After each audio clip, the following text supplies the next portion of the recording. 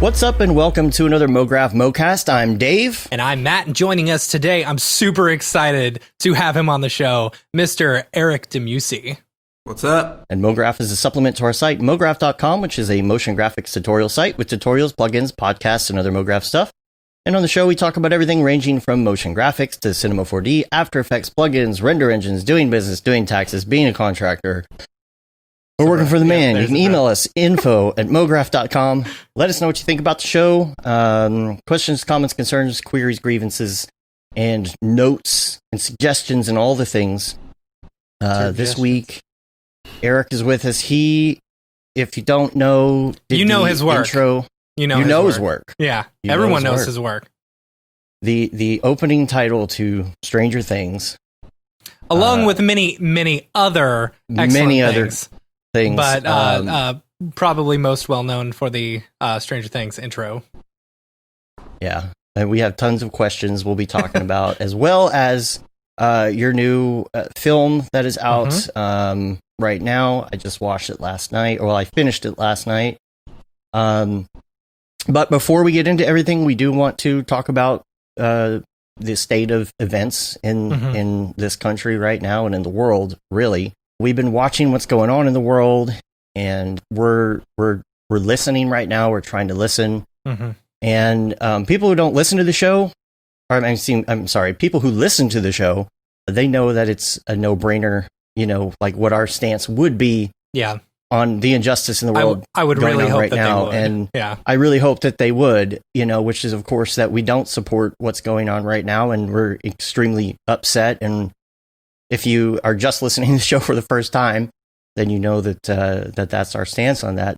The Mograph world isn't as diverse as it should be. And there have been people asking brands online what their stances are on the matter and to release a statement and to use our influence. And we're not a massive corporation. We are two guys who started a podcast, and, we're starting to grow, and we're very flattered that many of you put us on that pedestal with like School of Motion, Grayscale, Gorilla, and people and ask us the same question. People are right, so we're trying to use our influence in order to, do something about this.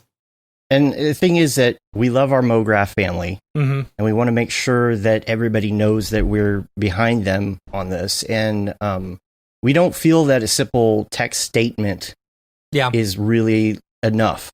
Yeah, we wanted to come up with something that's like truly genuine and really helps come up with solutions rather than just telling everybody that we're also upset. Yeah. At the beginning of every show, just like just now, we ask for ideas, we ask for suggestions.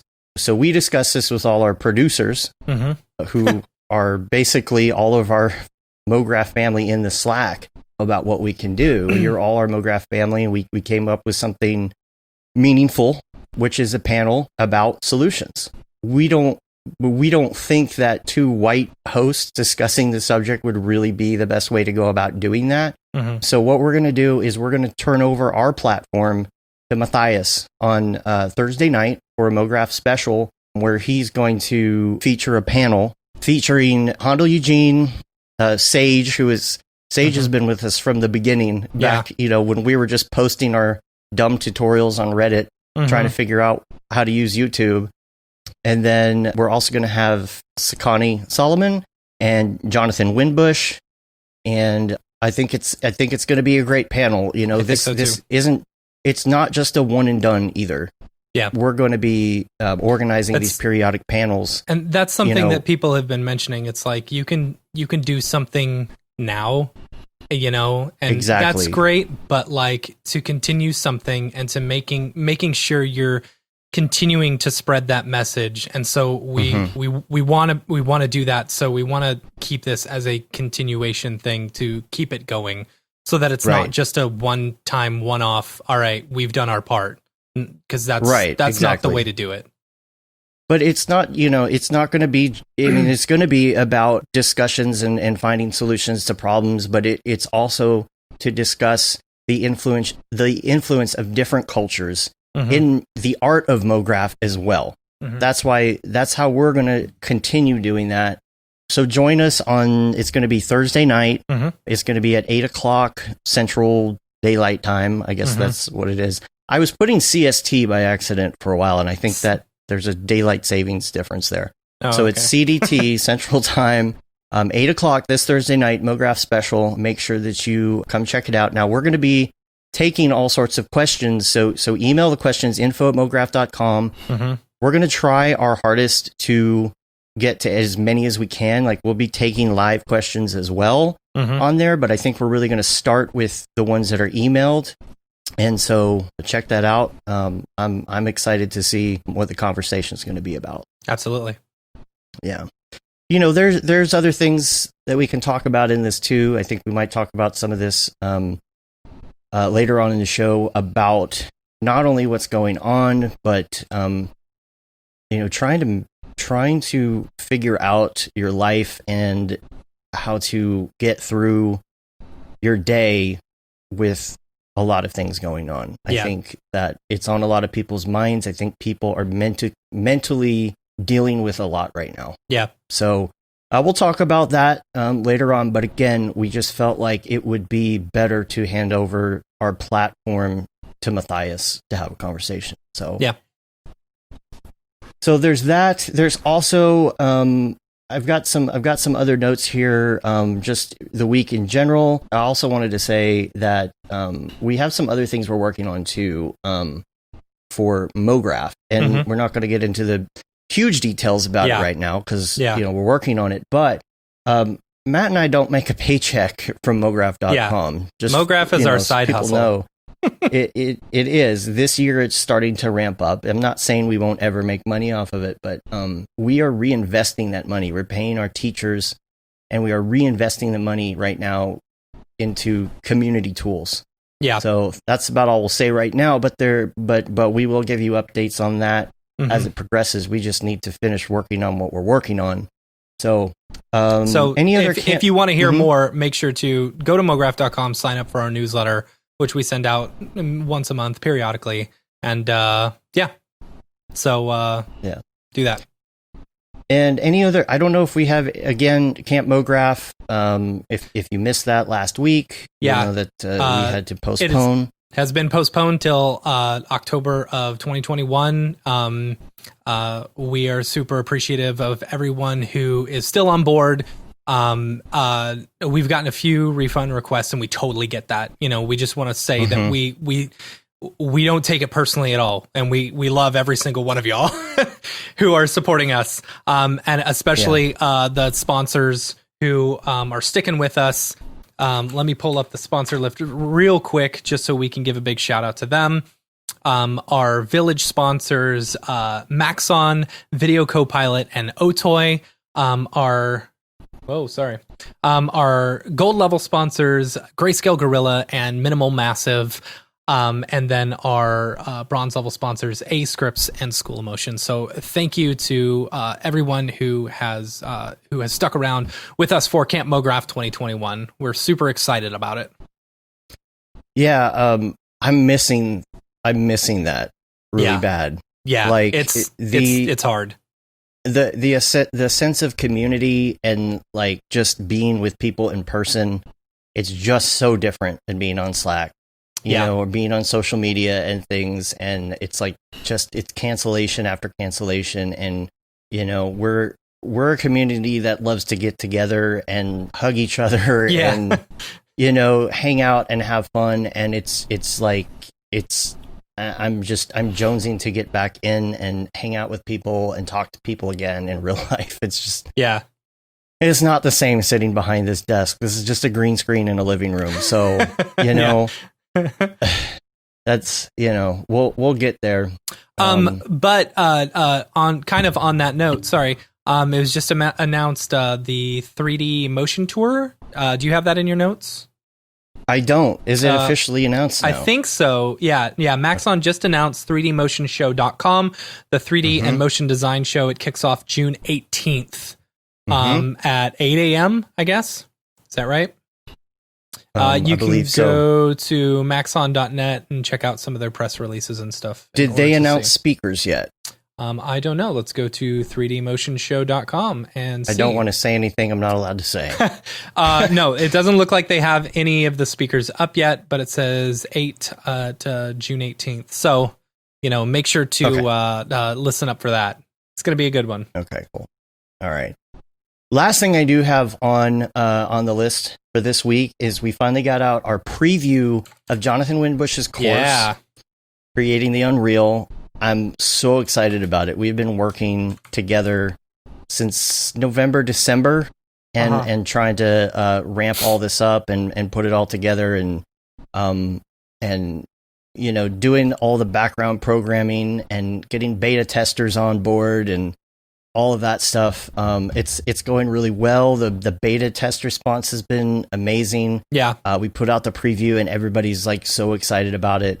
I've gone through the entire thing that we've got up so far, and I got to say it's a really good course. For just jumping into Unreal, like I was able to, after doing this, my brother who's an accountant, I was talking to him about video games and stuff, and I was like, because we've been playing Final Fantasy VII, the remake, and I was like, I wonder if this is made Unreal. So I looked it up. Sure enough, it was made in Unreal. I was like, oh, you want to see some Unreal stuff?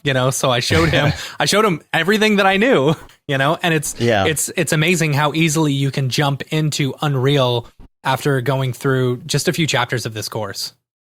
Yeah. Yeah. Well, and it's from scratch. It's from not scratch, like, okay, you already know Unreal, let's learn some motion stuff. It's like, here's how you literally install the program. Yeah. Yeah. And, like he goes over all the individual, like everything in the UI that you would see that you're always curious about, what does this do? What does that do? And you feel really comfortable in the program really quickly, which is awesome. Yeah. Yeah. So I got a preview here. Also, maybe I'll get the audio right on the first try this time. So let's check out the preview of Creating the Unreal.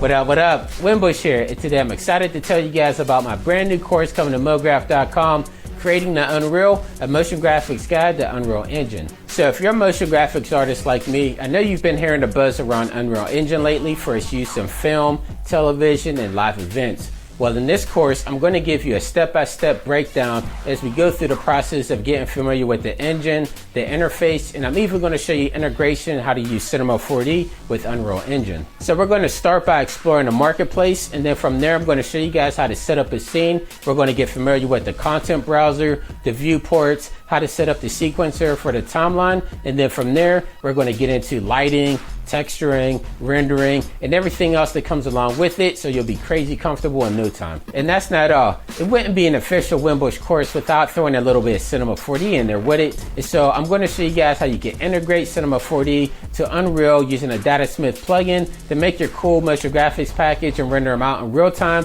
And also, I don't know if you know, but Unreal Engine is 100% free to use for us broadcast artists, which means we also get full access to the Megascans library. And so I'm going to show you how you can integrate Quixel Bridge with Unreal so you have access to that full library of surfaces and 3D models and everything else that they have on there. More and more every day, Unreal Engine has become a vital part of our workflow as motion graphics artists. And so if this sparks your interest even a little bit, then this course is just for you. So go to Mograph.com to sign up for updates on when this course becomes available, and let's create the Unreal together.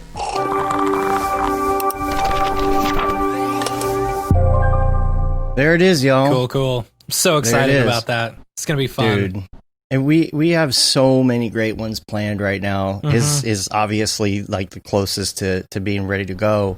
But man, I can't wait to reveal what else is coming. Yeah. It's fun. Yeah. It's fun. Having a real fun time doing it.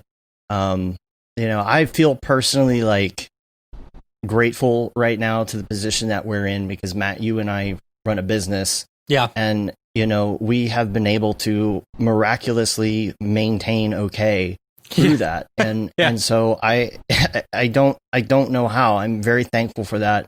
But it's giving us time to concentrate on the community aspect of all of this. So check that out. If you want to see the preview, everything will be in the show notes. You can see that.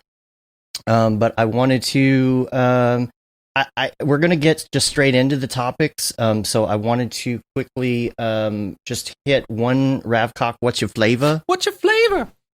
And I wanted to talk about there's something about Redshift here, and you know more than I do because this is something from this morning. Redshift, the Redshift forums. The folks over at Redshift did let me find it.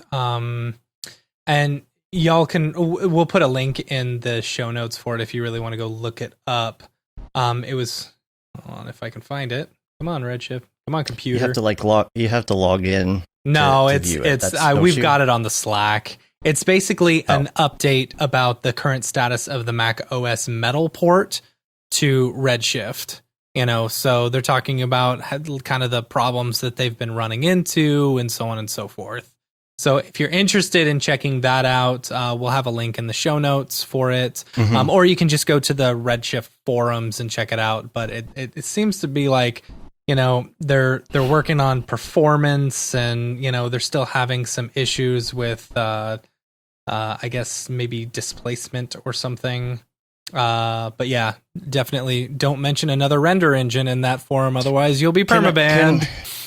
Can I just ask a question about that? Is this like, you can't mention it at all? I mean, what if it has to do with technical? What if, I don't know. What if you're like, okay, how would I do this thing that I want to do in Redshift that Octane can do? I don't know. Am I not allowed to ask the question in the forums? I have no idea. You never know what's going to set Panos off. But why?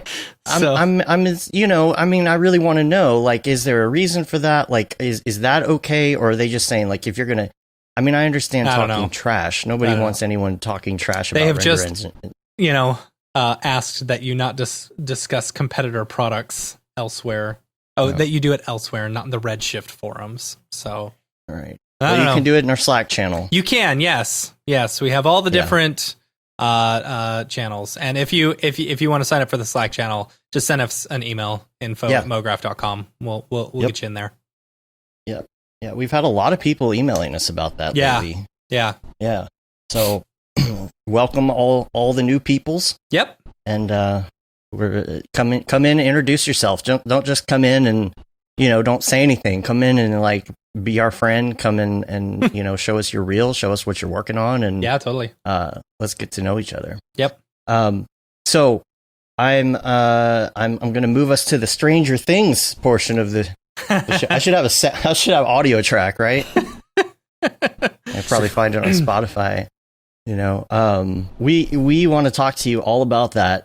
First of all, we should. I think that's a good place to start. Yes, because very much so. Like, there's so much more to you, Eric, than just the Stranger Things, title sequence. Because I'm super excited to get into a lot of the short films and the filmmaking that you've been doing as well. Mm-hmm. Yeah, Stranger Things is probably the most noticeable, or the thing that's been seen the most. I mean, a lot of people have seen the show, so if you've seen the show, you've probably seen the title sequence. But that's one of those ones where when Netflix brings up the little thing that says skip title, I skip it every time. Say, hell no. Hell no. You got to watch it all the way to the end. It's funny because I've been rewatching the first season because I haven't seen the first season since it came out. And I really actually just love the show, but every time the title sequence comes up, I just skip it. Do you ever watch any of your title sequence or any of your work and like it gives you like flashbacks or something, or like you see a specific spot and you're like, I remember working on that. Because I guarantee what's going on in your head while watching it is completely different than what we're saying. The weird thing, and I'm sure like a lot of people can relate to it. I mean, especially if you're working on something for a long time, you're looking at it on a computer monitor.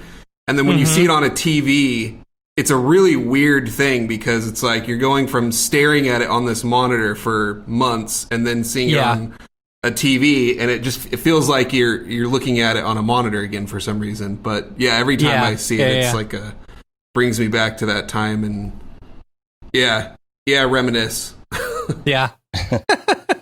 So the thing that I heard, initially when this came out is about the way that it was done. It was optical something or other, and I don't really remember what, but I know that like I don't remember if I was on your website or if I was on Instagram or something, and there were some photos of the way that you went about doing it. It was a physical, real thing, right? No, it was inspired by physical, real. I actually wanted to do it physically and real. And there's a funny story to that, is that, the show takes place in, I think, 1984 or something. So we were thinking about this in terms of kind of like a more like low budget horror kind of movie. And if you were to go do a title sequence at that time, you would take it to somebody and they would probably be like this, this artist working out of their garage, and they'd be doing it all practically. And so I was like, it would be really cool to actually do this the way that they did it in the 80s. And I was looking around LA for an optical printer, and there's like no more places that have these anymore. Like even a place like Photochem or something, like everybody's just sold off all their optical printers. And I was looking around and I came across this guy, Dan Perry, who he's done title sequences for all of Martin Scorsese movies like Gangs of New York, and he did the Star Wars title crawl, like and the logo. He designed the Star Wars logo and the title crawl. And he was doing a lot of that stuff. I was like, oh, this is the guy. Like, he would know how, like, we could animate it in the computer and After Effects and stuff, and then we can go in and then film it out onto actual film with optical printers. And I was looking at this guy, and it was a weird story because as I was telling our producer, like, hey, can we maybe reach out to this guy and see if he can give us some insight or something? Or they were like, oh, this is weird because he's actually stopping by our studio. This is at Imaginary Forces. Oh, that's crazy. Stopping by our studio next week. And I was like, wait, what? And Art of the Title had just done this whole write-up on him. And so he came by the studio and did this talk to like a group of people. And he came to my desk as I was working on it, and I showed him the title sequence before we finished. And I was like, we really want to do this like optically for real. And he's kind of just like, why? Like, why would you want to do it optically for real? He's like, there's so much, like, when we were doing, like, the Star Wars titles, like, we were trying to get it perfect. Like, the goal of it was to try to get it perfect. So you would redo it because you do it one time and there'd be a scratch in the film, or you do it another time and something would be out of focus, or there'd be a little bit of a jitter or something like that. So he's like, but here you can do it completely clean, and then you can add all that stuff on top of it. And I was like, all right, well, if he's telling me that, then I'll just do it in the computer. So but what I did like appreciate the aesthetic, like the like, I feel like those things might add to it, right? Well, doing it practically, well, the weird thing is, like, I was referencing a lot of titles from the 80s, and a lot of them were very clean. Like, they were very, very clean. And it was like, because they were trying to make it look like a clean, vector graphic in After Effects. That's what they were aiming for, but they were doing it on film. And so a lot of them were actually very clean, and there was just very little, maybe film weave, like gate weave a little bit. And and I noticed like discoloration when titles are fading up and down and stuff like that. So I was able to take some things from it. But I did a test taking, we had letters printed out onto acetate, I think is what it's called, like the clear paper. And I got like a light box and put the letters on that with some gel and filmed it. And it was like, it looked totally clean, like completely graphical again. And so then I went and took it. And then this photo that you're showing, this is like, I hung it up and then just like blasted some light through it. And I was just taking like pictures and video of how the light would react through it. And that was really what I used for the reference of the look, because you got like a lot of glows and blooms, but also like when you got into the deep reds, there was actually a lot of grain that came through the film, the gel, the red gel. So it wasn't like a moving grain, it was like a static grain. So I did all those tests, and that really helped influence the look and style of it. I love that you went through, like, sometimes as motion graphics artists, we don't get a chance to really do the fun R&D that comes along with making a quality product like that. And like to see that behind the scenes and being able to know that you pursued trying to do it practically, and then, figured out a way to just doing the print on the acetate and doing the lighting and stuff to see how it would react realistically. That's so rad. That is so rad to me. Yeah, I mean that's my approach with a lot of stuff is I went to film school, so I'm thinking about stuff in terms of like movies and making film, and a lot of the stuff that I saw early on in the motion graphics world was like there'd be like one camera moving through a bunch of stuff, and I was always like cutting a lot. I would do a lot of cuts and stuff, and whenever it came to something, it's like, you know, you're thinking about like how would this really be done if it took place in the 80s, and you know, it would be they actually would film it out on optical printers, and so yeah, I mean for a lot of stuff, if you're trying to achieve something, there's usually a real way of doing it, and you're kind of like, why are you doing this in 3D, or why are you doing this in the computer as opposed to shooting it for real? And I love shooting stuff and doing live action, and so I just kind of took it upon myself to try to it seemed like such a simple title sequence, but it was like I really wanted it to look cool, like whatever I do, like as simple as it seems, like I want to try to, you know, give it the best, you know, attention that I could. So it's almost like when I was in college, digital audio was pretty new at the time, but you know, we had Cool Edit Pro and things like that. But they still had the old gear, and they were having us do it both ways and say, okay, do it this way and then do it the new way, just so you have an understanding, but also an appreciation for how it used to be done. And I guess initially when I heard about I always want to say render things, the Stranger Things logo, there were comments about like it was done optically, and I'm guessing that they maybe misinterpreted, you know, the fact that you tested it that way, or you used it as a reference, you know.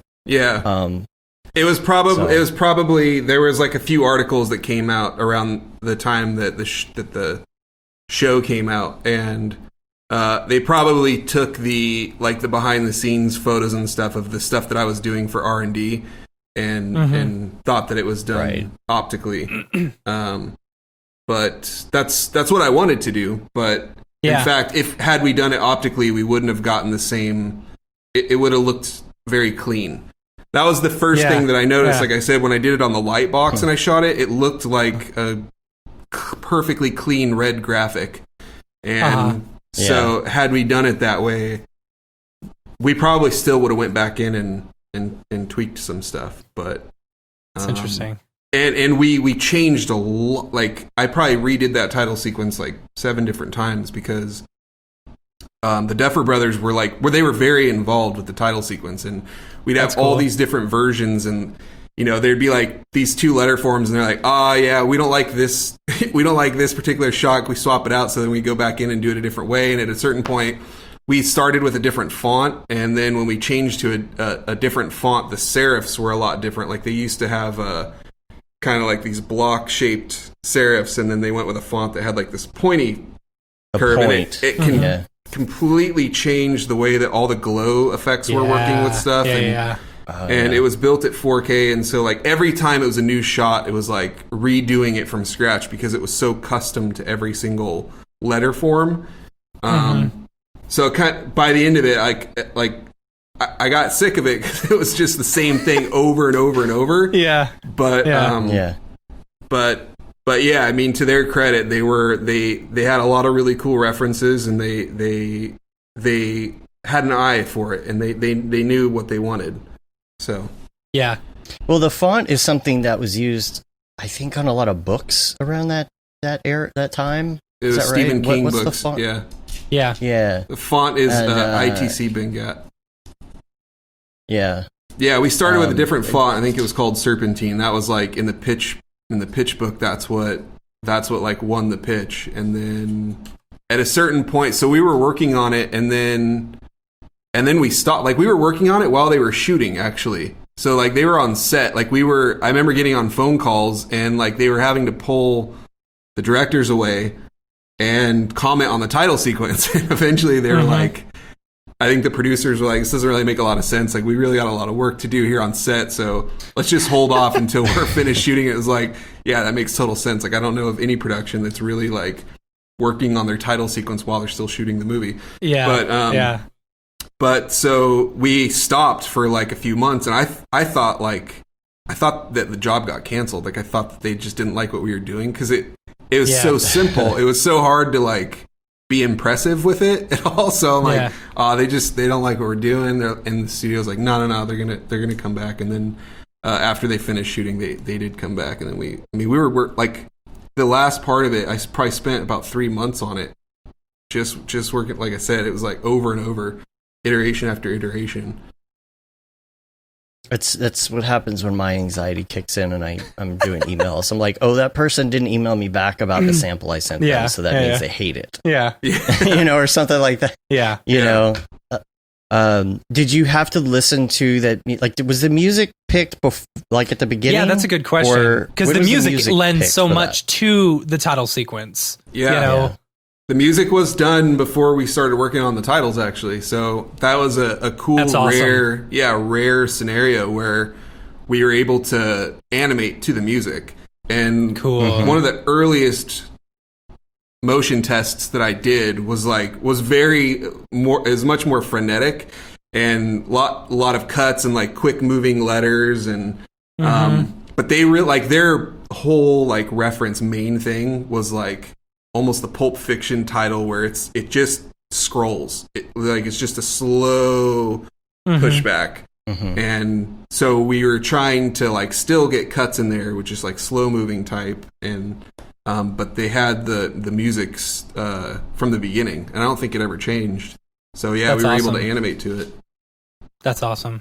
Yeah, because a lot of times you get the music after the fact, and sometimes you get like a temp track, and it's like pretty cool, and then you get like another track and like, oh man, that's what they're putting in. But or sometimes like with the Jessica Jones titles, that was like they came in and there was like this fat guitar riff in there. It was like a really cool track that they put in, but yeah, usually it's after the fact, so that was kind of a rare case. And so it won an Emmy for outstanding main title. Yeah, it did.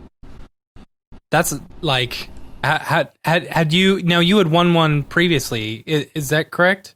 I was nominated for Jessica Jones the year before. Okay.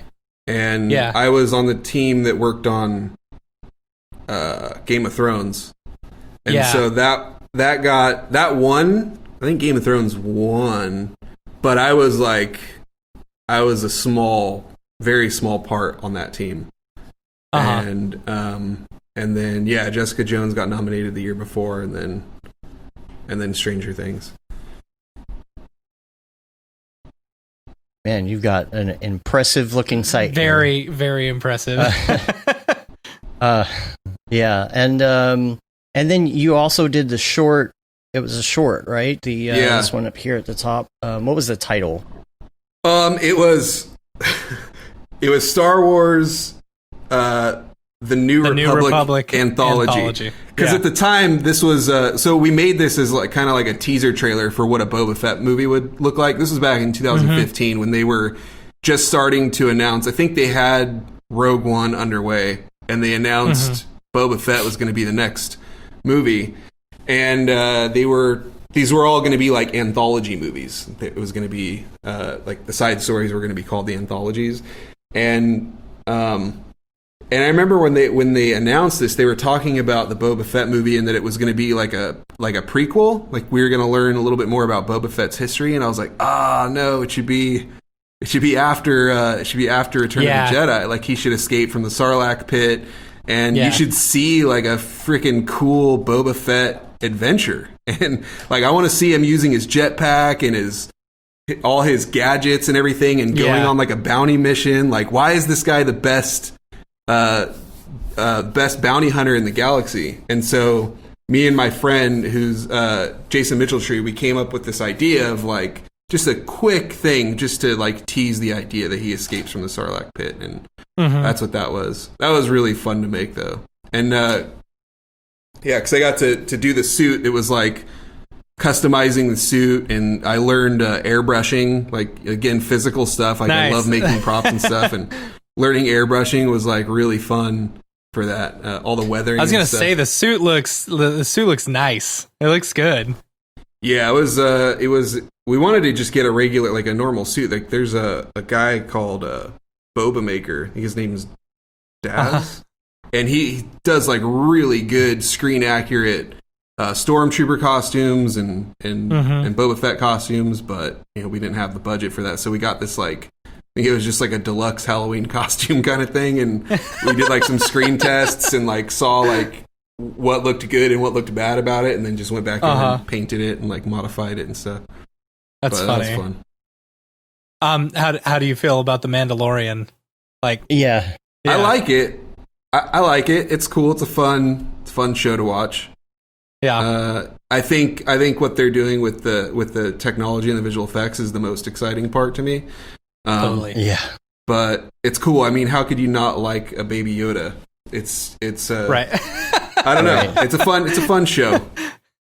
They found I'm the always most like marketable hesitant thing about ever. Star Wars stuff, but because like to me, I'm such a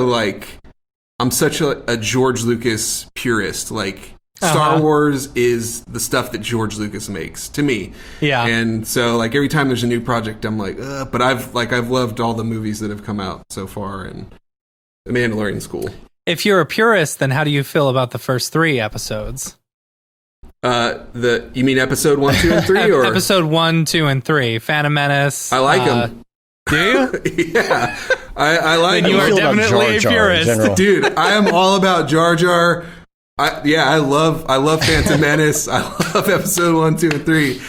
I was like, I was probably like, I was like 11 years old or something when those episode 1, 2, and 3 came out. So I was like, were you? It was from I graduated high school the year that the last movie came out. So I'm like, those were like, funny. For me, that was kind of like the perfect age. Like, they came out every 2 years, and it was really cool. It was super exciting, and yeah, I don't know.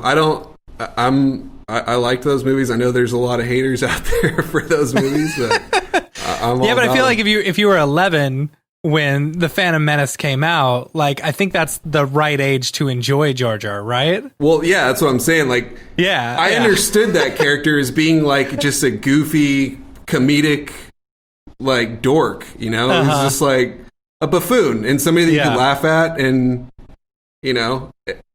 I don't know. I really liked him. I remember collecting like all the Pepsi cans and stuff that they had that came out at that time, and the Mountain Dew ones. Yeah, I had those Mountain too. Dew and Pepsi, and like just leaving them up on your dresser until they explode. Yeah. See, I drank them. I would drink them, and then I'd stack them on my windowsill, so like it would cover up my entire window. Yeah. I think I just left the soda in there, and after a while they started getting like real bulky. Yeah. That's funny. See, the technology stuff behind Mandalorian is so incredible to me. Like, I want to. That's why I want to finish Jonathan's course, because I want to know. Stuff. Like, I need to get into this. Like, like that idea of virtual production, and then you've just got like your virtual camera. Like, it looks like so much fun when you look and you see what they're building in these behind the scenes of Mandalorian, and there's a bunch of different resources that are starting to come out too, because there was very little info on like, how do I get into this, how do I do virtual and all of that, and there's some more resources that I'm going to put in the show notes. If you haven't heard of Matt Workman, check out what he's doing. There's also, and I'll get the link to this too. It's he has a Facebook page on Unreal virtual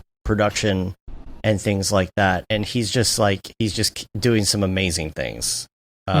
Just killing it. And so definitely like check out what he's doing and follow that, because if you want to do what they're doing on Mandalorian, he's a very good resource. So yep.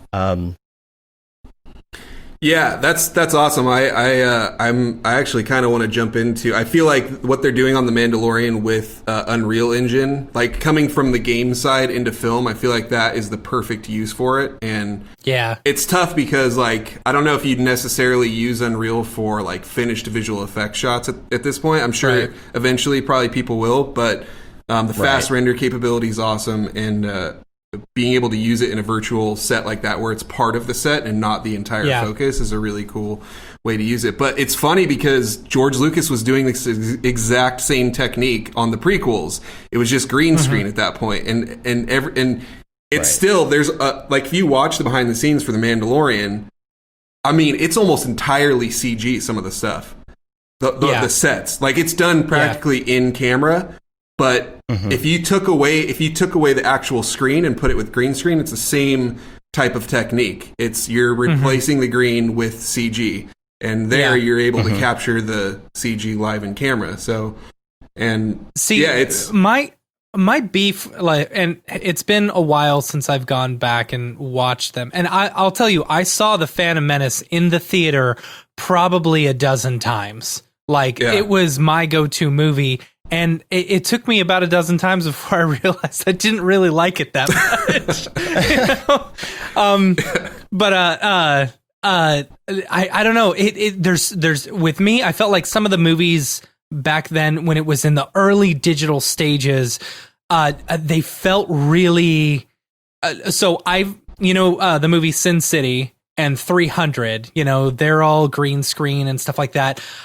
They make me feel really claustrophobic when I'm watching the movies, you know? And that was kind of some of the issue that I had with the first 3 episodes, because they would build out these scenes and like they were all green screen. So it would feel claustrophobic to me, Yeah.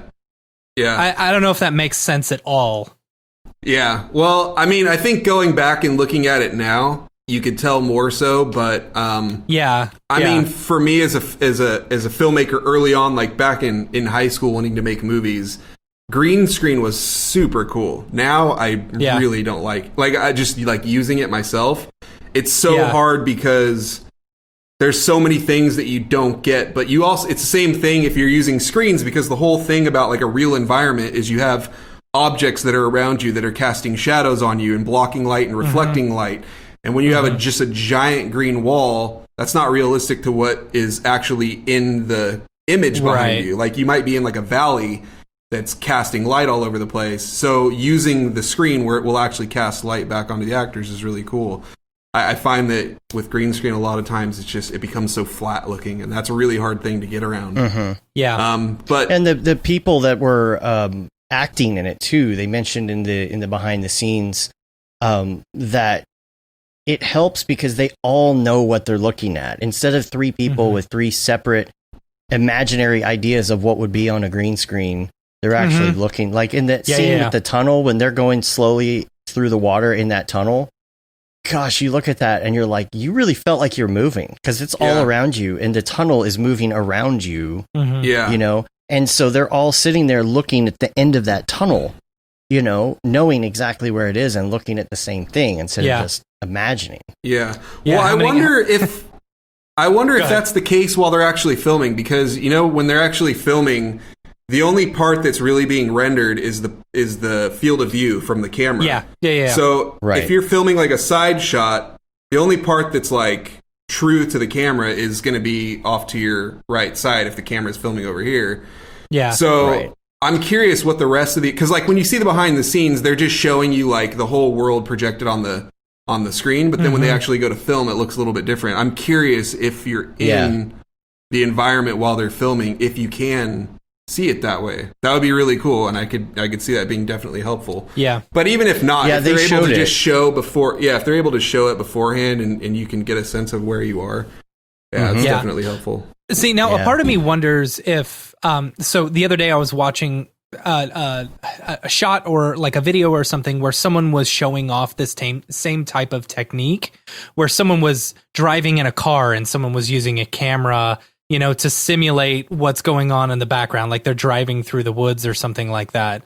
And to me, that felt like knowing it and seeing it and then, seeing the shot, it felt to me like one of the old like green screen where they just or where they just project something in the background. The rear projection? Yeah, the rear projection stuff where they're like driving or walking or riding a horse or something like that. Yeah, you know? They were doing this way back in the day. Like, just different. Yeah. It's just different. But like 2001 Space Odyssey, like they talk about it. I don't know if you guys watched the Disney Plus show, The Gallery, where they go in depth. I haven't watched that yet.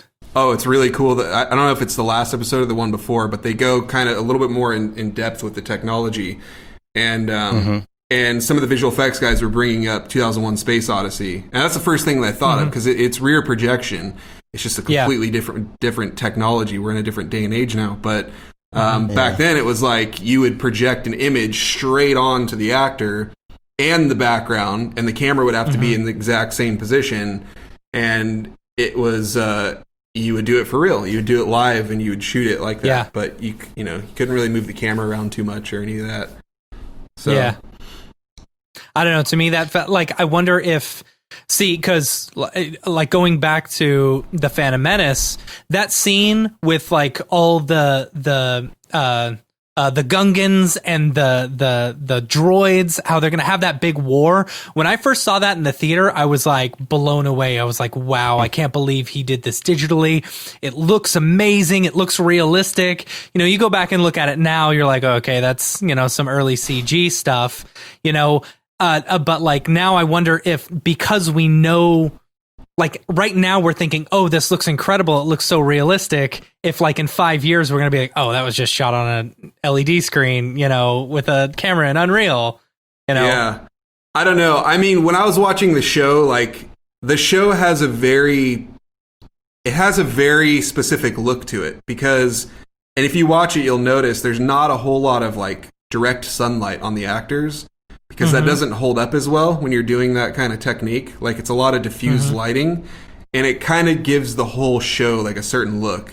And when they're in certain locations and like canyons and rock areas, like maybe it's because I know that they're doing that technique. But when I watched the show, I knew that they were doing this, but I thought that they were doing it like set extension through a bunch of stuff in the background. And in some cases they are, but I didn't realize that sometimes it's literally just dirt on the ground and the screen, and the whole thing is CG. Yeah. So like there were sometimes I was watching it and I was like, the background looked a little bit weird. I'm like, is that because I was like, no, there's no way that this whole entire scene is a screen. Like there's no way. But I'm looking at it and you see like some of the cases it was like, there's a lot of stuff where they did it that way. But yeah. So I don't know how they're gonna deal with sunlight and stuff, because you need real lights for that. Like a projector is not gonna, an LED screen is not gonna project sunlight. You get hard shadows and stuff through your actor. Yeah. But I don't know. It's definitely cool, and I like I said, I think that the way that they're using Unreal Engine for film in this case is it makes me like optimistic and want to like dive into Unreal and see what it's all about, because I'm sure there's so many cool uses for it in film. Let's y'all nerd out about Star Wars for one more second. I'm not going to make it another hour without using the restroom. That's fine. So I'll be right back. What I was going to say is, so when you went to film school, and was your because you do not only, you're not only an animator, but you're also a director. You do short films and stuff like that. What pushed you into motion graphics from going into film school? Was that your initial focus in school, or was it actually like doing film and stuff like that? It was doing film. Like when I went to film school, it was making short films, learning how to build a 35 millimeter film camera, like a Panavision camera from the ground. Shooting on the backlot. Like, went to New York Film Academy, so we were shooting on the backlot at Universal a lot, and it was all strictly film based. We'd have writing courses, we'd have a few editing courses, which at that point I was already pretty versed in editing. But after film school, it was like, all right, you don't just go apply to get a job as a director. So it was like, you got to get a job doing something, and my strengths were editing, cinematography, and animation, because I had learned After Effects a little bit after high school, And so I started applying for jobs for either cinematography, editing, or animation, and I started getting a few animation jobs doing motion graphics and stuff. Like my first thing that I did was working for these guys out of their apartment doing like grocery store commercials. Like there used to be these little TV monitors in grocery store lines. I'd be making like, I'd just be on like Shutterstock. They had like a Shutterstock account. I'd be like just a dentist commercial, downloading photos of like ladies smiling and then putting text in there and doing like 3 commercials in a day. And that's how I started out. That was like my first like animation job. And then I got some other work with like a music video director who recommended me to some to actually, it was Laundry. I don't know if you've heard of them, Laundry the Studio. They're like one of the first places I went to, and then they passed my name on to Elastic. And then once I got to Elastic, I started like realizing that there's this whole motion graphics industry. I was like, whoa, this is crazy. I had no idea about it. So I like just stumbled into it doing film and trying to get work doing like some kind of film jobs. I was good with post and with camera. And then after that, it was just like I kind of discovered the industry and was doing that as a living for a while making short films and stuff. I was going to say, so this entire time that you're, learning more about the industry, getting into the industry, working at all these different places, were you actually producing like short films? And was that kind of like the main focus? Because I feel like if you go to film school, your ultimate goal is to produce a film, or to produce multiple films or multiple short films, and was that your focus? Was that what you ultimately wanted to end up doing? It was. Yeah, it was. Like I went to film school to make movies. Like I grew up in a small town, and I had no idea like how do you make a movie and get it into theaters? That was like the biggest gap for me, is like, how in the world does the movie industry work? And what do you need to know to be a director? Because I knew what I knew, and like I would go into the woods, and me and my friends would make skits and short films, and I'd go edit them and put music to them and all that stuff. And then I'm like trying to figure out, is there some kind of like knowledge that I need to get into making movies at like a professional level? So film school was kind of like the step after high school to go, okay, what's the next thing to make movies? And I knew George Lucas had gone to film school. He went to USC, and was like, all right, that seems like a pretty good route. I couldn't get into a school like that, but go to a film school and try to learn as much as I can. And that was always the goal. Graduating was to make movies. And is that like you just recently released what was the full feature that you did? I'm sorry, Dave. Proximity. Right. Right. So is that your first full feature? That's my first full feature, yeah. So I had been developing another feature before that, and it's a very difficult thing to get a movie off of the ground, and especially when it's your first one, because you don't have a feature film to show that you can do it. So you just have like short films and all your past work. But yeah, so I was developing another film at the time, and it was too expensive, and I didn't have any contacts as far as the movie industry went, and like getting in somewhere and pitching it. So then when the idea for Proximity came up, it was a much smaller, more contained project that I felt like we could just go shoot on the weekends and stuff. Yeah. Did you, now as far as like getting a budget for the movie, because I know a lot of short films are completely, they're all low budget, or trying to, so a buddy of mine produced a short film. I don't know how I'm trying to say it, and he basically was working full time at the same time and using every last penny that he made in order to put into this movie in order to shoot it. Yep. How do you go about getting funding for a movie like that? For a short or a feature? A feature, or both, really. Well, for a short film, I was doing the same thing. Like I was working full time as an animator, but then on nights and weekends, I was working on a short film, my own project. And I think in the animation industry, you're able to make a decent wage. Where if you just lived off of the bare minimum, you'll be able to afford a pretty good amount to be able to put into a small film, like for like a 5-minute movie. you should be able to, it should be enough to create something. So that's what I was doing. I was self-funding. I'm like working full time and then nights and weekends working on short films. And actually the feature that I was developing before this, I had storyboarded the entire thing, and it took, I think, 5 or 6 months to storyboard the whole thing. Wow. But so I hired a storyboard artist, but like what I did basically was like, all right, I like looked at all my bills that I had to pay. Like, what's the what can I bare minimum that I can survive off of? And it was like almost minimum wage.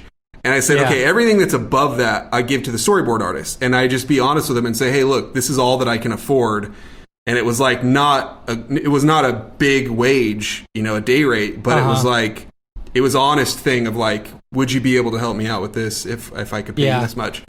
And he was like, yeah. And then, so we worked out that deal. And then I would work as an animator. I'd leave at 7:00, get home by 8:00. And then I would storyboard with him from 8 to midnight. And we would just come up with, we'd be able to get like 15 frames done a night. And that would just be like the sketches of them. And then I would go to work the next day and he would go in and shade in all those sketches. So he'd be working all day on the storyboards, and then that night he would bring me the finished frames, and then we would sketch out like 15 more frames.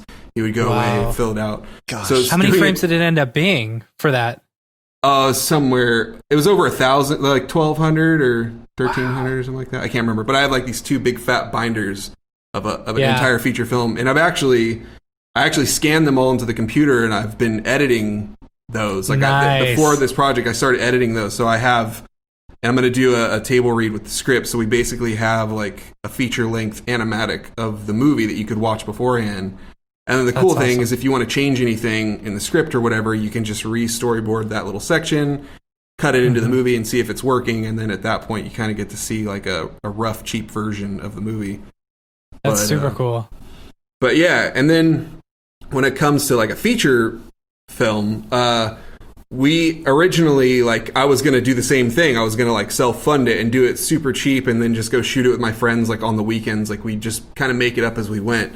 Because we made a short film. It took us, like, 2 days, and it was, like, very liberating the way that we were able to make it. Just going out, like, we didn't need permits. We just, like, went around and shot stuff in L.A.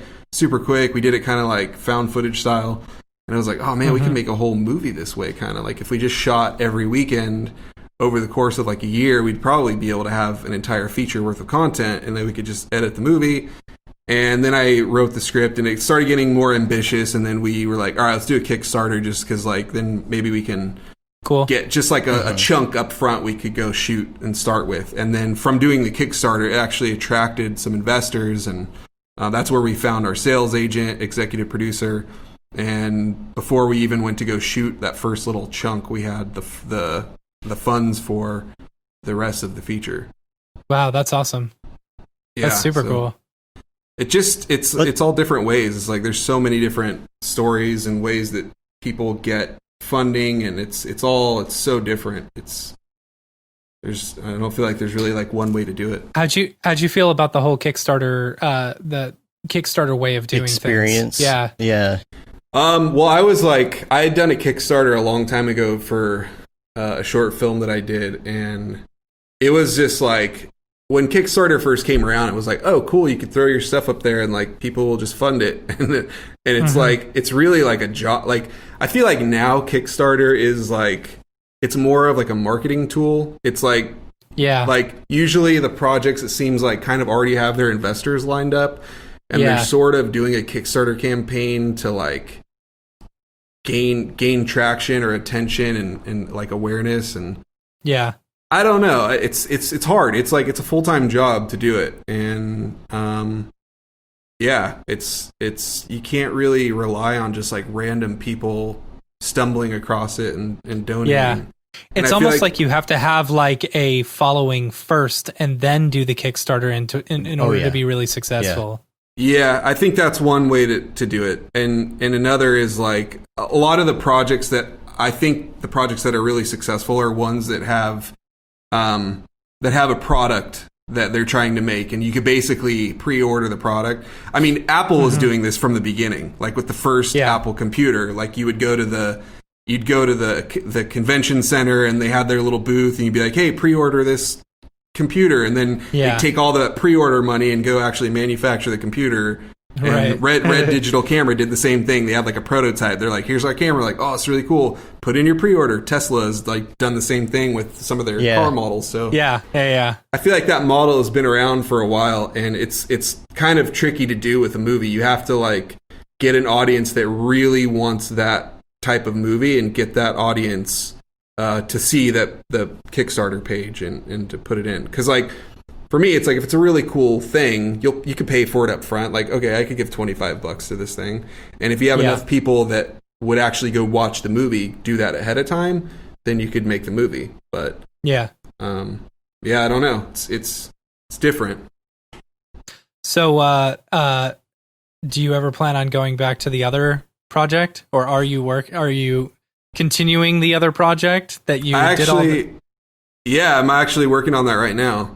I've gone back in, and I had like a pitch treatment and stuff for it, and this was like almost 8 years ago. It's the last time that I really had. So I've been like going through and updating everything. I'm working on a mock trailer for it, like a pitch trailer, where you basically take like footage from other movies and cut it together to resemble like what the tone of the movie is.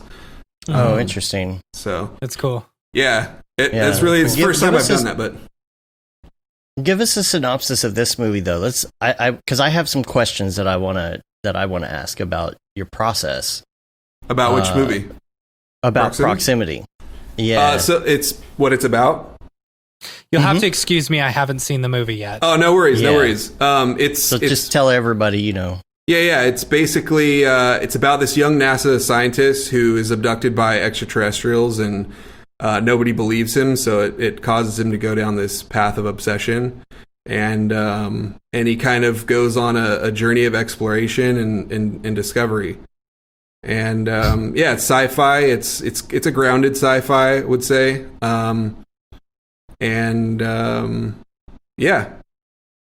We just released it. Yeah, and that's the thing. Like, I want to talk about certain things, and it's like I don't want to give away certain aspects of the movie, so I'll be kind of vague. I love this. This is very Willy Wonka-esque right here. I love this. Where did you rent this studio somewhere?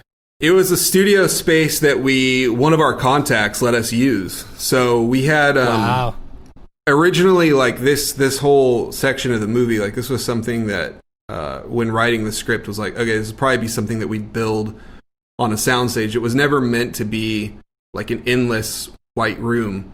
But because, we're working on like a very, very, very tight budget for what we did. And so we're trying to utilize whatever kind of resources that we have. And when that space opened up to us, we're like, oh, that would be pretty cool. And being a big fan of George Lucas, like THX 1138, they got these white expansive rooms, and I'm like, that's just such a cool visual. So yeah, we kind of used it because it was available to us.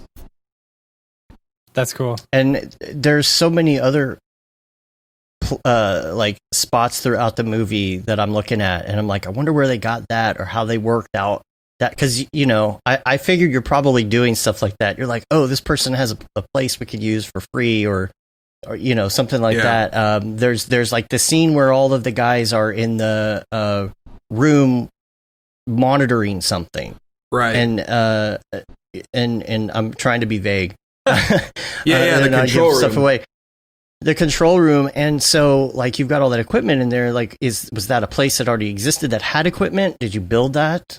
No, so that was I was actually looking for locations for this for like a year. I was trying to shoot in a real nuclear power plant control room, and it sounds crazy, but they used to be able to do this stuff. And like as we were looking into it, it was like they're like starting to shut down all the power plants, and not only that, like they're not letting people go into the control rooms to film, which you hit the wrong button sense. And that can cause some trouble. But they also have at these power plants, they usually have like a training room that's an exact replica of the control room. So like cool. it doesn't, it just like kind of, you're not going to mess anything up if you film there. Right. But just time after time, like time again, like I'd go in, I'd like scout a place and I'm like, oh yeah, we just shut down our control room. We're getting rid of it. And I'm like, oh man. So it came down to like a week before we were about to shoot, and I had a location locked in and we lost it. And oh geez, that control room is in the same white studio space. And what we did was we found this this company that rented out all these like giant control panels. And cool. Is this like old movie guy who like had been around for all these years, and he'd some of these he had built with some of his colleagues like back in the day, and they just had these all around, and like you could flip them on and they work. And we just brought it into that white room and just put a single light over the top of it, and that was our control room. It's funny though, because I just went back and rewatched Austin Powers, and I recognized that the control panels are actually in that movie too. Oh, that's funny. Oh, that's funny. That's awesome. Oh man, wait a minute. Yeah. That's and funny. On the effects themselves, we do have a write-up on Mograph.com under the news section where you can see more information on this. But you had all of these shots lined up for VFX, and you were doing these yourself, right? All the VFX stuff? I did a lot of them, but it became apparent during this process that there was no way I was going to be able to finish all of the shots myself by the deadline. Like I would have had to completed like 5 shots a day. That's the really sobering thing is like when you actually, how many? Like there was about 400. Wow. And so like when you're like the most that I had done before that was I think it was 200 that I'd done on my own short film, and I did those all myself, but it took me like 2 years to do. And so like with doing 400 of them, it was like it's a very sobering thing to go through and be like, okay, we gotta like literally figure out how much time do we have and how long is it going to take per shot, and how many shots does that mean we have to get done a day. And when you realize like, oh, there's 5, you got to get 5 shots done a day, it's like, oh crap, there's no way. Because like you will kill sometimes you may be able that. to get you may be able to get like a few shots done in a day if they're very simple, but there may be one shot that's going to take you a week. And so we ended up bringing on a bunch of artists. We actually have a studio space now because of this. Like we have computers and a render farm, and like we kind of have a visual effects setup for all this stuff now. And we brought in a group of, I think we had like 6 people at the time, and just for like 2 months to just help crank through some of the shots. Wow. And how many did you end up doing on your own? Oh, I don't know. I didn't even count. A lot. I think it might have said somewhere in here. I don't remember, and you did motion tracking, not motion, but like body suits, motion all that capture kind of stuff. Motion capture. Yeah.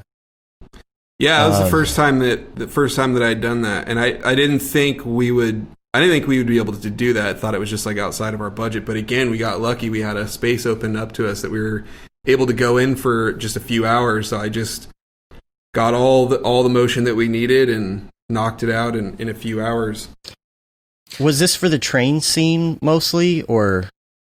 No, the motion capture was for all the creatures, the aliens.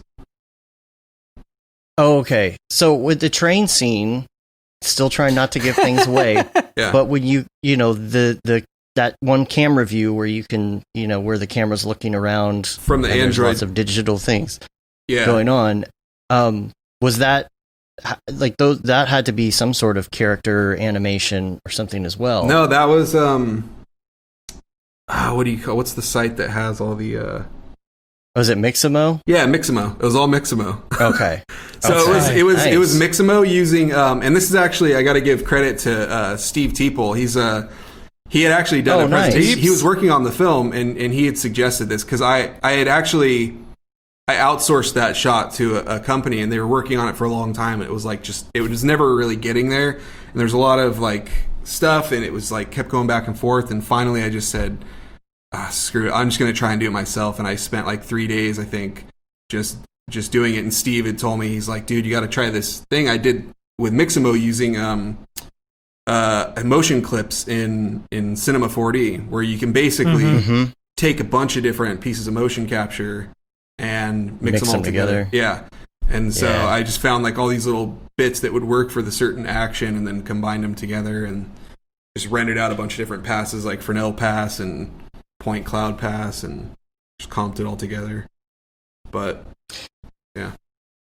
So there's also, let's see, how do I describe this without giving anything away? Again, there's a shot that's at a table later in the film, and they're sitting at the table. It's kind of like a cabin thing, right. So they're all sitting there at the table.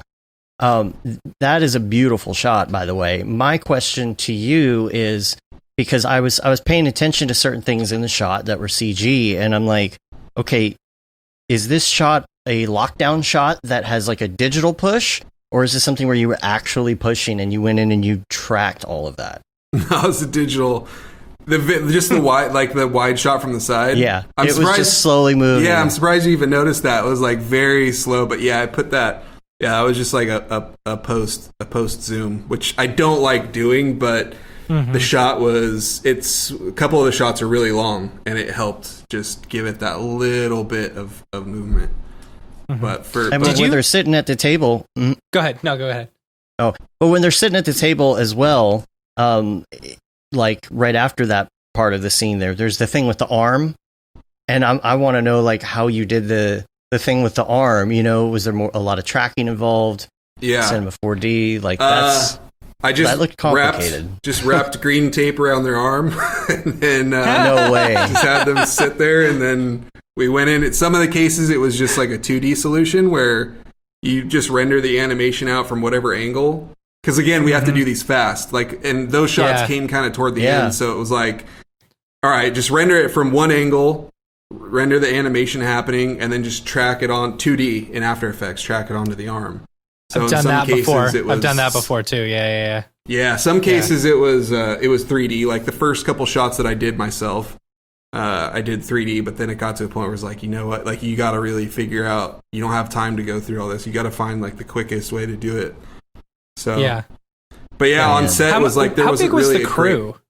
How big was the crew? Yeah, like how big was like shooting and and like post? Like how many people did you have total working on this film? So for the most people that we had on one day, I think was like 13, including like all the crew and all the actors. And then for the majority of it, like the last 20% that we shot was 4 people, including myself. It was me, my cinematographer, our sound guy, and our camera assistant. And that was it. And like no producers or anything else on set. And so, when I'm dealing with like a bunch of actors on set and they're showing up, and I'm the one getting the wardrobe, like going to the costume place, giving them the wardrobe while like trying to tell people like what shot to set up and all that kind of stuff. And then like when we were in Costa Rica, that was 3 on our crew. It was me, cinematographer, sound guy, and then we had our actors down there. But very, very small. Very small. How many post people did you have working on it? At like in our facility while we were doing the visual effects, I think we had like 6, and then there would be certain people doing like specific things that were like out of the country or out of the state. Like we had a really good UI artist that did all the UI stuff every time you see like a computer screen, and he's cool. He lives in New Zealand, and for like helping with character rigging, we had a guy working in Canada and stuff. And then there was a few shots, like we would end up getting like bulk shots that we would farm out to smaller companies to complete. And so there'd be 6 inside, and then various, I don't know, different amount of people. Were these all just people you met throughout the industry, working and stuff? No, I didn't work with a lot of people that I knew personally. I had a few people on our team in-house that I knew, but no, a lot of the stuff was farmed out, because it's like, I don't know. I'm kind of like self-conscious about that. Like I don't feel like they'll want to work on it. I'm like, it's like I'm working with them at like these really good studios, and they're getting paid these like amazing rates, and to be like, hey, do you want to come like work on this movie? Like, I don't know. is just like it's a weird thing. I guess it's just like a self-conscious thing, but yeah. So we mostly were like reaching out to artists and bringing in new people. Cool. Now, there's one person on your that was on your crew per se that I wanted to bring up, and I was watching the movie last night, and for half a second, I saw this shot. And I'm like, whoa, wait a minute. And I go back and I rewind and I pause, and this is what I see right here. That's the man. And I'm like, the man. And I'm like, well, wait a minute. And so I immediately text him. I'm like, and I send him to something. Is this you? And he's like, I can't believe you noticed that. Like, I was like, no way. I can't believe you noticed it either. Like, how did this come about? That's awesome. Well, Paul has been like, he's been super supportive of everything that I've done. And I mean, that's one of the reasons I love Maxon so much, is just because of the community. And I mean, he's been like on my side from like a ways back, like just so supportive. And you know, when it came to the Kickstarter and stuff, and he's always helping out. And so it was like, it was just like a wild idea. I was like, oh, Paul, would you want to like come do a cameo, just like where you're in one of these agent guys? And he's like, sure. I'm like, all right. Was that just one shot? Yeah, it was just for one shot, and for a long time, like he's like one of a group of a group of guys, and he wasn't in the cut for the longest time, and I was like, what the heck? I was like, oh man, we gotta put Paul in here. Like, he's got it. Like, right. It'll be such a cool little Easter egg for like Cinema 4D. Yeah, for all of us. Mograph. Yeah, exactly. For those who aren't watching, it's Paul Babb, you know, from Maxon. I was texting Matt and EJ and David. I'm like, oh my gosh, look. I know him. I know him. I know him.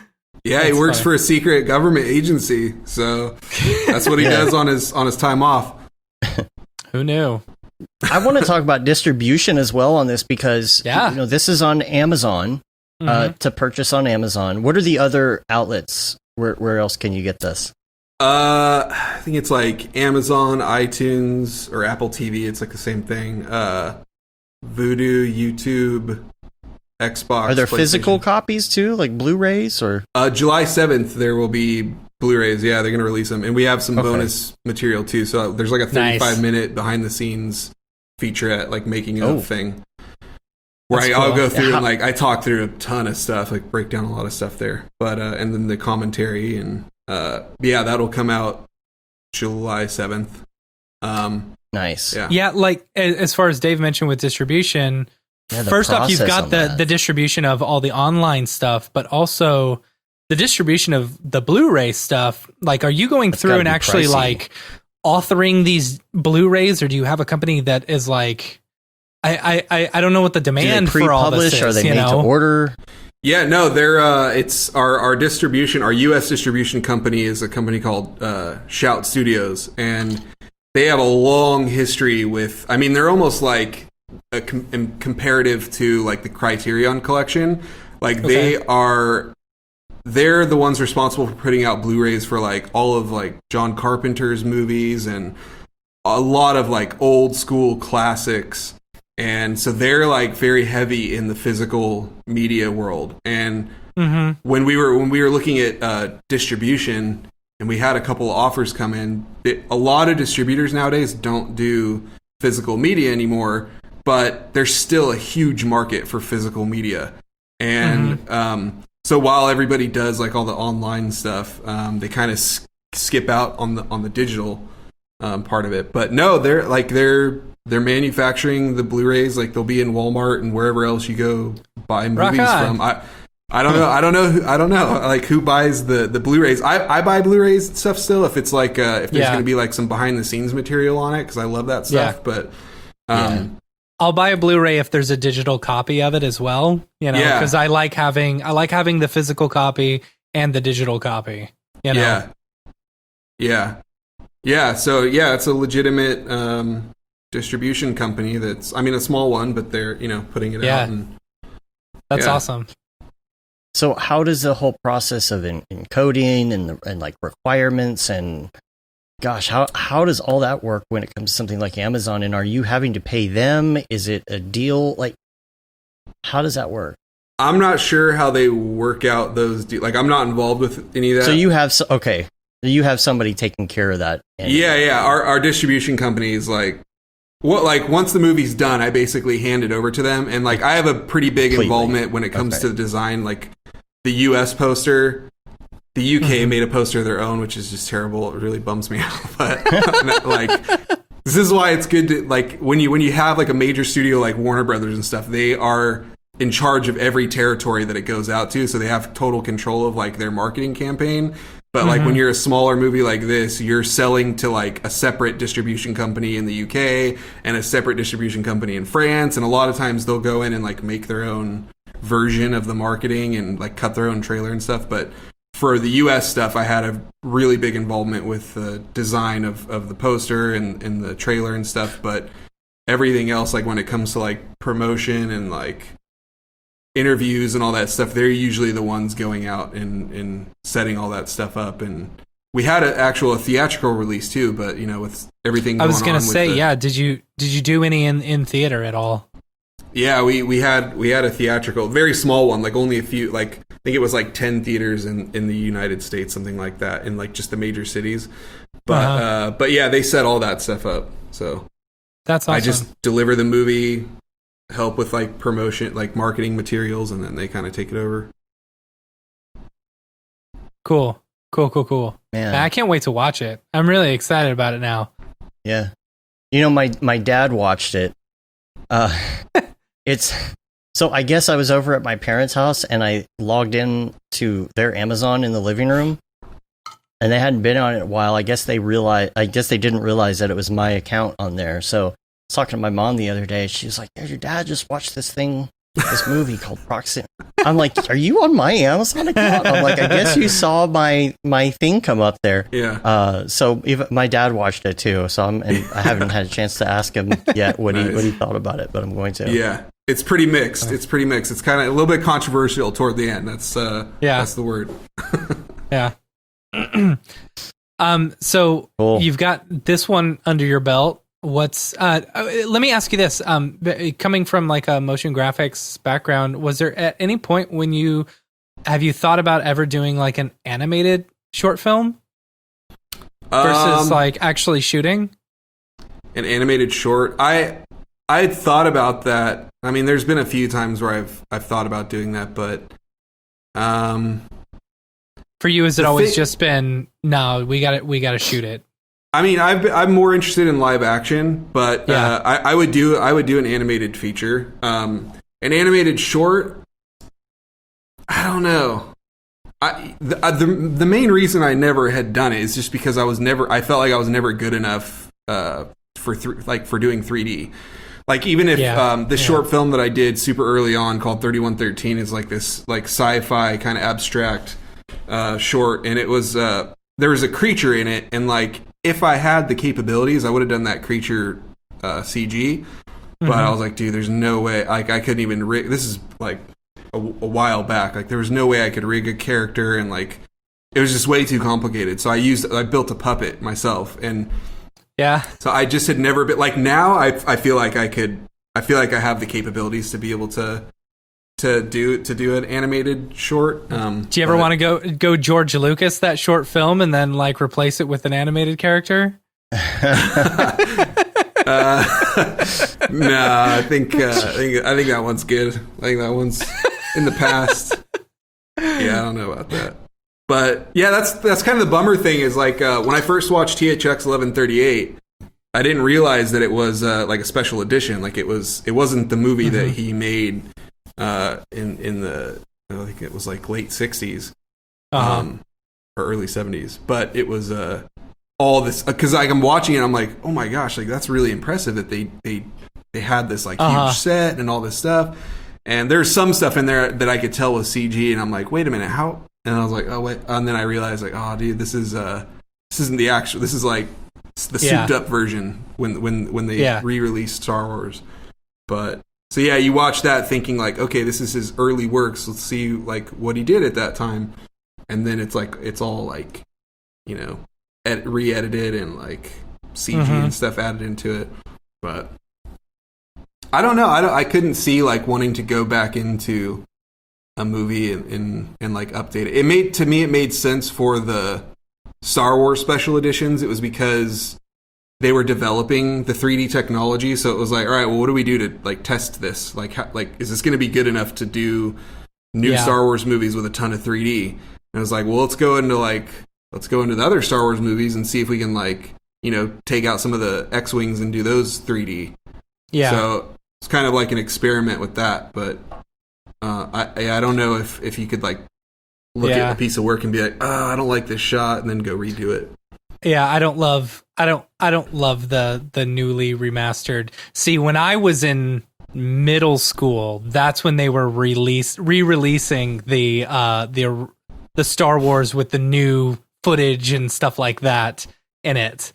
You know, and I've always felt like I wish, like, with some of the you know, the TIE Fighter or the X-Wings and stuff like that, adding those in are awesome.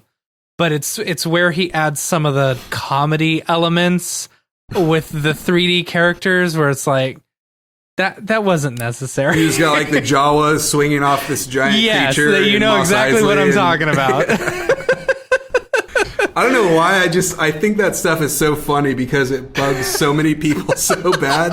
And it's like, it's so goofy that I don't know. It kind of makes me like it, but no, I mean, with those original ones, I'm on the same page. Like, I would love to go back and watch like the original one that came out in theaters in 1977, like to see it raw. But he just he went through so much crap making that movie. It was so difficult for him, I know, and he never felt like it was really finished, and that there were shots in there he still didn't think were finished visual effects shots. So yeah, it's probably just. Have you speaking of VFX and stuff and not being finished, have you seen the Ghostbusters, the movies we grew up with or something? It's on Netflix. Oh, it's the movies we grew up with. Yeah. The movies we grew to love or something like that. And they did one on Home Alone, the same right? people who do the toy ones. Yeah. So they go into this whole background of how Ghostbusters was made and the VFX like behind it and stuff like that, and it's really so bad. It's so the bad, thing is, like, shots. I mean, it was okay at the time, but like they were under such a short timeline and like, you know, budgetary constraints that like some of these finished shots, like you'll notice like there's this exterior shot when they're up on the top of the building and it starts shaking. Yes. Yeah. Yes. That's funny because I told you I've been doing this pitch trailer. So I was going through Ghostbuster footage, just going through the movie, and I noticed that shot where it's like where a Stay Puft Marshmallow Man like puts his foot into the shot and there's exterior of this building, and like all of a sudden you just see it going like, and I'm like wondering like what in the world is causing that? Like thinking about it optically, like how is each frame like some changing of those, and shifting? They were saying that some of those shots that they left in were actually just like placeholders for final versions of the shot. They just didn't have enough time to fix them. You could see through some things. Like, so I introduced my daughter to this movie for the first time the other day. Ghostbusters? And I had to fast forward through a couple parts. I knew where they were. Yeah. I just, you know, I think it was really stupid for them to put a ghost BJ scene in it. I think that was super dumb. Like, I was like, you know, I'm like, really? So I have to remember when that is just to fast forward through that. And so I'm watching, and there's one scene, it's like it's an exterior, but it kind of has the gargoyle statue or whatever in the foreground. And it's so bad that the cars going down the street, you can see them driving and you could see them through the foreground elements. And like we were watching this and there were so many bad shots and we are like, man, this was bad. Like some of these were and I guess that explains it. They just weren't done with it and they just had to stop. The team who was working on it was originally, it was an offshoot, it was a couple of guys from ILM who jumped off to create their own VFX studio, and this was the first project they had. You know, so I don't know. The story really kind of parallels. It was like the Ghostbusters jumped off to do their own thing, right? Yeah, and this was the first thing they had. I don't know. It's you should check it out. It's a pretty good documentary. Yeah, I think I did see that. I remember, if it's the same thing I'm thinking of, there was like an episode with Home Alone where they talked about how they built the Home Alone one was super cool. They built it all in like a high school like gymnasium and stuff. Yeah, that was really interesting. But the Ghostbusters thing is funny. It's like what would happen if they went back and did like a special edition where they went in and fixed those visual effects. Right. It's like it might be interesting to see, but there's a charm of like knowing that it's not perfect and they didn't do it correctly, and they released it in the movie theater like that, and it was like it's a classic movie, and you could still go back and look at those mistakes, and that's really cool. It reminds me of the Jurassic Park, how at the end the T-Rex is eating the Velociraptor, and for one frame it disappears out of the T-Rex's mouth. I didn't know that. Oh, you didn't? Oh, that's hilarious. Yeah, for I'll some have to reason, go back and watch. Check that out. It didn't render for one frame as he like picks up the raptor and like waves him around, and he disappears for one frame. Oh, that's so funny. That's great. Yeah, stuff like that. That was just probably a mistake, I'm assuming, but yeah. It's weird though, because after releasing this movie, I didn't realize this, but there are like when I deliver the movie, it goes to a lab and they go through the entire movie and they inspect the movie frame by frame to try and catch those things, because sometimes you'll get like digital glitches or something like that. And yeah, they go through and like every single frame they check it. So between like having your editor staring at it for however many months, you're looking at it for however many months, people are screening it, watching it, it goes through a lab to like find like with like a fine-tooth comb going through the whole thing. And then did you get anything coming back? Did like at any point did they come back and say you need to re-render this or so and so? Yeah, there would be it was like digital artifacting. There would like for some reason when we rendered, there would just be like every now and then there'd just be like this weird black line or like a little black bar artifact or something, and I had no idea what that was. It's just like a render. That is amazing that they caught that. That's so cool. Yeah, they go through and catch all that, or if there's like a duplicate frame, or it's crazy. Like literally, it could just be one frame. They'll be like, "Hey, at this exact time code, there's one frame, and this is what's happening." And then you go back in there and re-render that thing. But that's right. It's funny though, because my one of my nephews was watching and he noticed he could see a microphone in one of the shots, and I totally forgot. I remember seeing that part in the edit, and then just for whatever reason it just like skipped my mind. But we had like a bunch of shots where we had to go in and like paint stuff out. There'd be some stuff because we're shooting so quickly. We had two cameras. Yeah. Sometimes like our AC would just be in the background, like pulling focus, and like we'd get him in the shot and have to go paint him out and stuff. But yeah, you got people that go through these movies and look at it frame by frame. What did you shoot on? We shot on the Red. We had I forget which one. We had like we were testing. We actually one of the cameras we used was like an early. I think it was one of the ones that shoot really really good in low light, and it was like a kind of a demo cam, and it like. Oh, I don't know what it did. It like one of our scenes that we shot, it like came out like acid yellow, and it was something wrong with the sensor, I think. But the cool thing is like there's so much color information in the camera that you can go back and fix it. But yeah, that's cool. Yeah, that's amazing that you can do that now. Because back in the day, it'd be like, well, sorry, we have to reshoot that scene. Yep. Yeah. Oh, yeah, where stuff would come back. Forgot to white balance. Yeah. Uh-oh. Yeah, something would come back like out of focus or something. I know that there's a lot of stuff that would happen with like ghosting where there's like two images like right next to each other and you have to go back and shoot it again, or digital makes it easier for sure. Yeah. Well, we want to talk about some of your influences as well. So we have kind of a list of questions that we want to ask you here. I don't know if you had a chance to prep on this or not, but now these can be either like of all time or they could be like something recently, so it's up to you. But we'll start with, what's your favorite movie? That's a hard one. You guys keep going. I've got to run to the restroom now. Okay. Be right back. That's a really tricky one. I don't feel like I could pick just one movie, but my two favorite trilogies are Star Wars and Lord of the Rings. Those, like, if I had to be stuck on an island, I would pick like the original trilogy and the Lord of the Rings trilogy, and I'd be set forever. And what about, well, I'm going to mix this up different than usual. What about TV show then? Favorite TV show? Mm-hmm. Oh, man, that's really hard. You watching any series on Netflix or anything?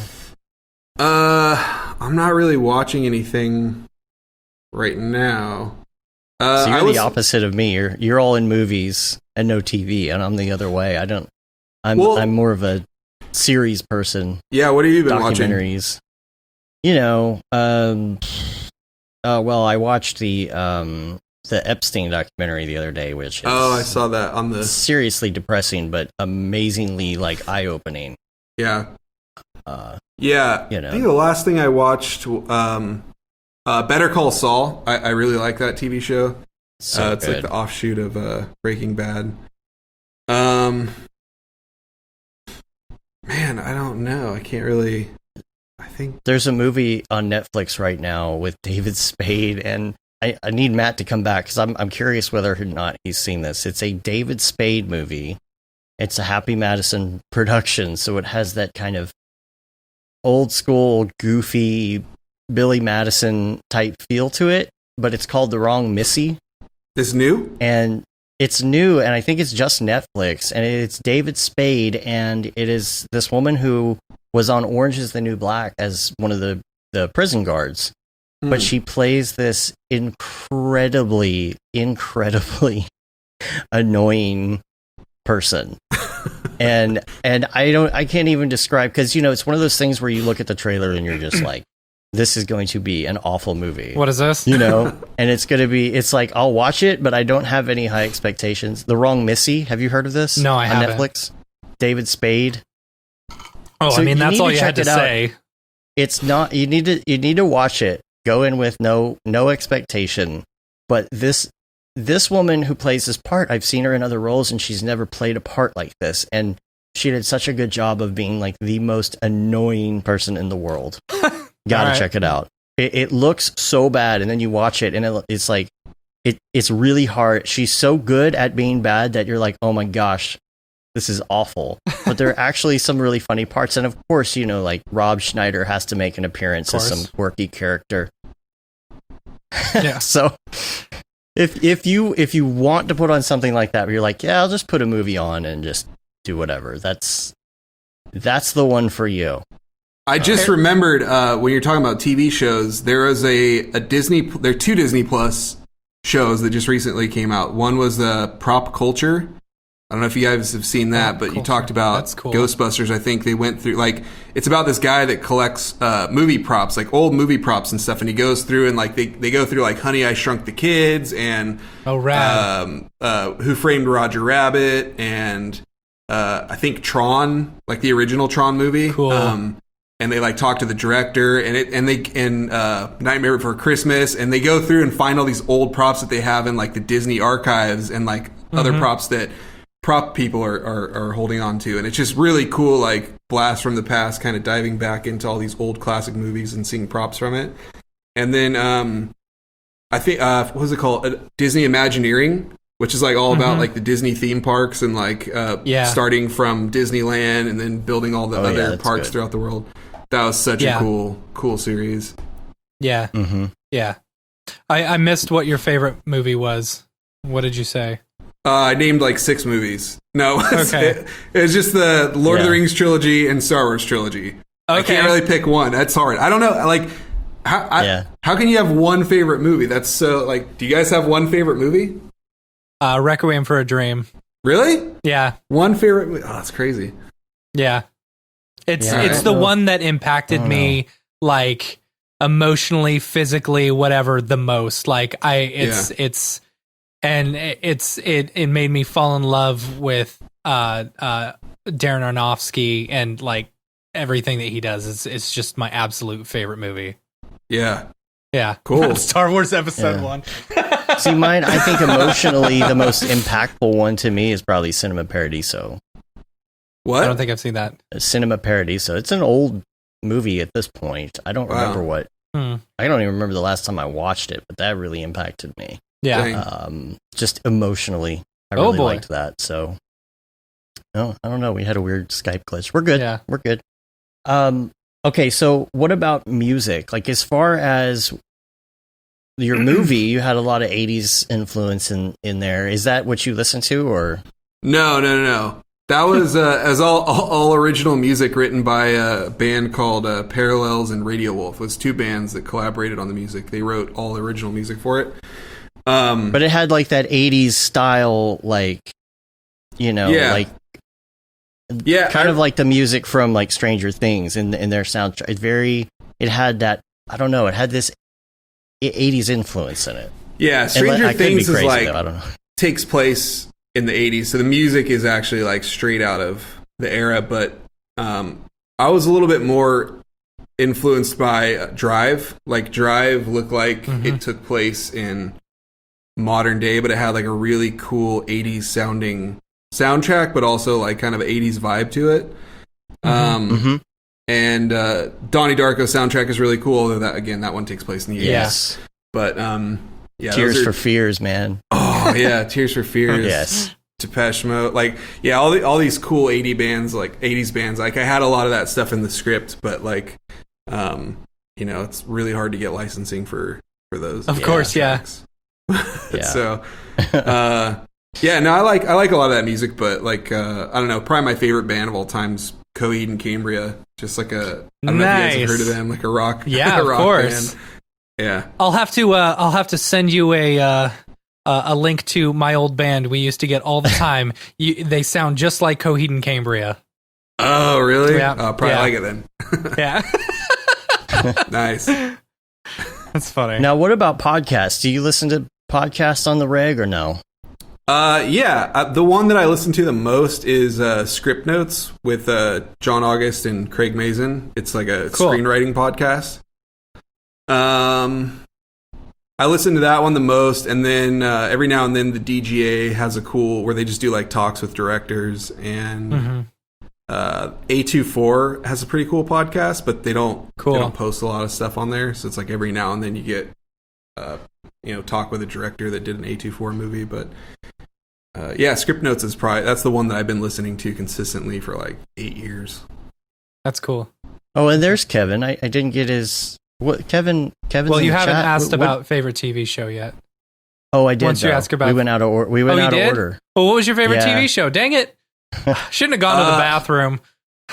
Yeah, I didn't really have a favorite. I didn't have a favorite, but I just kind of listed stuff that I'd been watching recently. All right. Yeah. All right. But I sure do wish I knew what Kevin likes to watch. Anyway, while we wait for that, what about plugins? What would your favorite plugin be? And this could be really interesting because of the different fields you're in. Yeah. Favorite plugin? Yeah. For like any piece of software? Sure. Anything. Yeah. Oh man. That's really hard. Man, I don't know. Do you have a go-to? What are you in the most? Yeah. Premiere, After Effects, like After Effects and Cinema 4D. Yeah. I don't know if Octane would be considered a plugin, but that's what everyone asks. I would think so. Yeah. I don't know. I mean, like plugins in After Effects that I use a lot is like I use optical flares a lot. Yeah. Although I'm like, dude, it's kind of time. Like, remember Null Light Factory?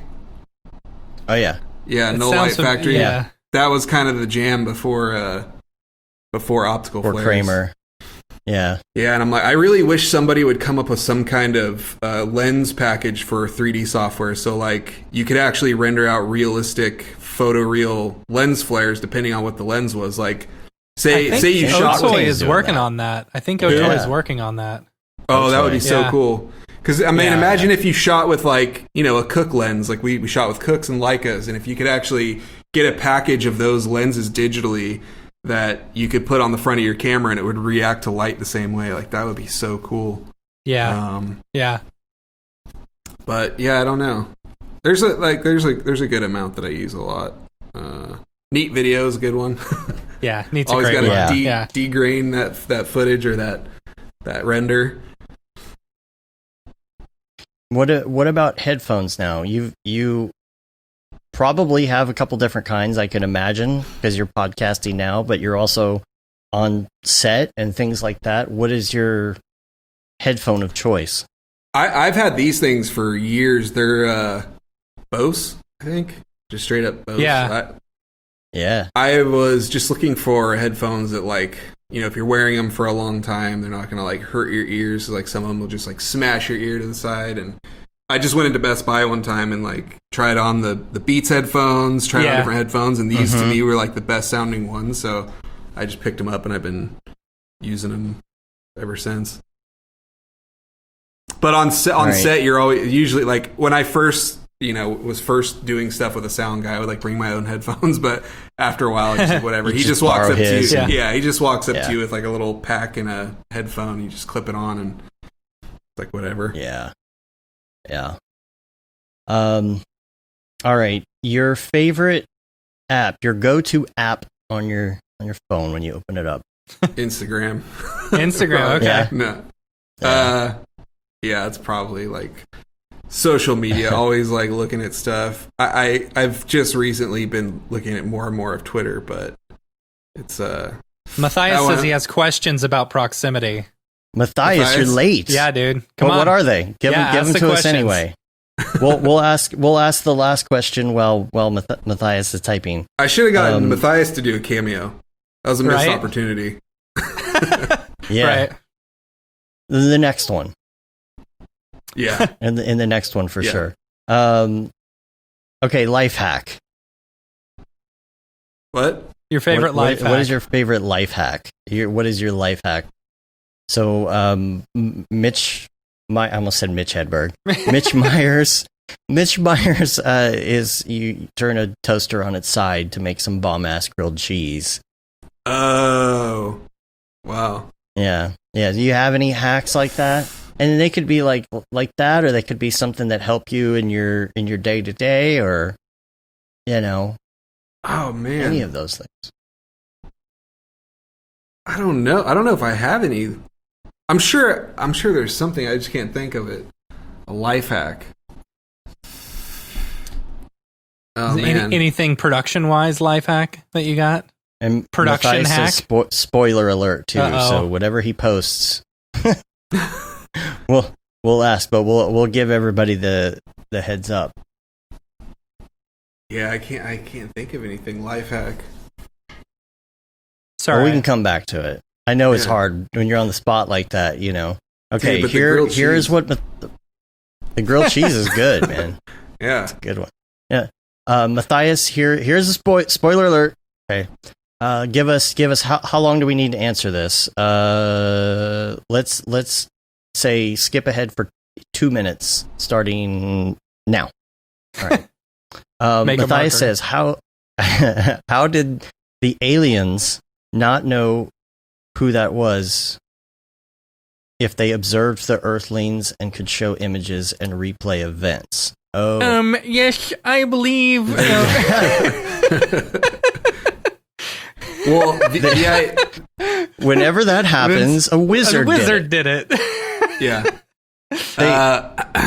Yeah. Well, the idea there is that, you know, they're trying to. It's like the first way that they're actually able to come in contact with humans, and so they're asking the main characters a very specific thing, and I think that the way that we perceive like technology, like that's probably something that we would do if we went to another planet, but their technology may be completely different. They may not have any understanding of the internet or any of the stuff that we're used to, the same way that other animals may have, like bees, they may have like a way that they work in colonies that we don't fully understand. And so like if we only had one specific knowledge of like, this is a thing that we want to get out of this animal, what would we need to ask them? And you know, if you were to go to like a bee colony and they had this whole, well, you could have just like went over here and done all this kind of stuff, and that would have given you the answer. We may not understand that and know that.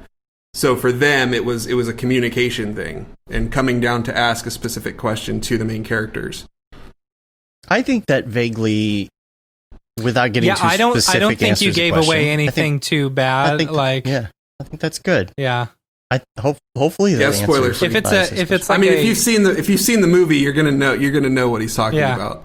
Yeah. Have you seen? That was a good question. Have you seen Arrival? Because just from that answer, it sounds similar in the sense to Arrival. I haven't seen your movie yet. I will watch it. I promise. Yeah, I have seen Arrival. This is probably a little bit more controversial than Arrival. I think Arrival's thing was like a revelation of time, which is a really cool premise, a really cool concept. Uh-huh. But it's not the main focus of the movie. Cool. Like in this, the main character, like the thing that was interesting to me is that if something like this had happened to you, you would want answers to know like why. You're always going to get to that place where you have to answer the question of like, why are they here and like what's their purpose. And to me and my writing partner Jason, we came up with a story. You end up getting into these really big existential questions of like, if an intelligent species existed, extraterrestrial intelligent species, what would they come to Earth for? And it's like a common answer is like to give humans a piece of information because they're so intelligent and they're so smart, they're so advanced beyond humans that they have all this information they need to instill on humans, or they need to say, you guys aren't ready to learn this, or it could be like, we ran out of water, so we need resources from your planet or something like that. But this idea to us that, this idea that like the aliens were this intelligent species and they had conquered everything that we aspire to as humans when it comes to technology and medicine and science and space travel. And they have figured all of that out. But there's one thing that humans have that we kind of take for granted that they are curious about and that they're on the search for. And through their discoveries have their search has been pointed toward Earth, and there's an answer through humans, and that's what they're curious about. So we thought that was a really fascinating idea. Were they looking for a name specifically, or just to verify? They were looking for a person. So they were looking for one specific human being on Earth that they, through their studies, have found has a strong connection to the origin of the universe. Okay. So that's as far as we'll go there. Yeah. I'm really excited to watch it. If there was one human being in the human history of the world, who would that be? It's you, Eric, isn't it? It's Paul Babb. It's Paul Babb. Yeah. There it is. Yeah. I couldn't reach my bell. I moved it. Everything's all over the place. That's funny. Oh, cool. Man. Yeah. Okay, Eric, where can everyone check out the movie if they want to check it out? Probably Amazon is the most spot where most people can check it out, and then also probably iTunes and Apple TV. I don't know how they've split it up right now, but cool. Yeah, those two platforms. Which one do you make the most money from? I don't know. Oh, yeah. I was going to say, because I'll buy it on that one. I think they're all the same. Yeah. Okay. Check out the Blu-ray when it comes out in July, but because it's got some bonus material on it. But I think Amazon probably good. Cool. Awesome. All right. We really appreciate you being on. Yeah, that was really fun. Yeah, thanks for having me. I'm kind of like upset that we're not having more filmmakers on, because this was a fun conversation. You know, talking about motion graphics all day, you know, you miss out on some of this. Trying to break away. Yeah, exactly. Yeah, you know, like, yeah. I don't know. Anyway. Talk about some other areas there. Yeah. Yeah. That was... Well, we could talk about render samples and all of that stuff. You should get in on our Slack and come hang out. Ray tracing and go through all of it. All the things. GPU versus CPU. Yeah. Yeah. Cool. Well, We appreciate you being on. Again, we just wanted to remind everybody that they can rate us on iTunes, leave a review, helps get our ratings up, subscribe on your podcatcher of choice. Sign up for a newsletter to get all the information on what's going on. You can say you've been there, done that, got the t-shirt with the Mograph logo tee, Paul Babb, Feel the Babb shirt, Feel the Babb 2020, all the profits from that go to Doctors Without Borders. The Render Things t-shirt and hoodie and long sleeve tee, and then the what's the other one? That Render is Fire shirt. You're only allowed to wear ironically. We're on Facebook, Twitter, Instagram, YouTube, mograph.com. Check us out on there. Come talk to us on there. I know that right now, a lot of you might be pent up in quarantine, or pent up in your house, and all this stuff's going on in the world. There's a lot of frustration. There's a lot of anger. Yeah. And me personally, I feel like I'm sometimes just yelling my anger into abyss about what's going on in the world. You yell a lot on Facebook, and that kind of is. Yes. Well, and I the other day I was like, I'm spending this time trying to get a point across to people, and are they ever going to listen? Are they ever going to change? Yeah. And it's bananas to me that in 2020 we still have to do this, and we just still have to keep moving. Yeah. There's anger. There's this anger. I unfriended my own aunt, and she doesn't care. Oh, she doesn't care enough. I've unfriended most of my family on Facebook. But again, it's the anger. It's like she doesn't care. She doesn't care enough about what's going on. And,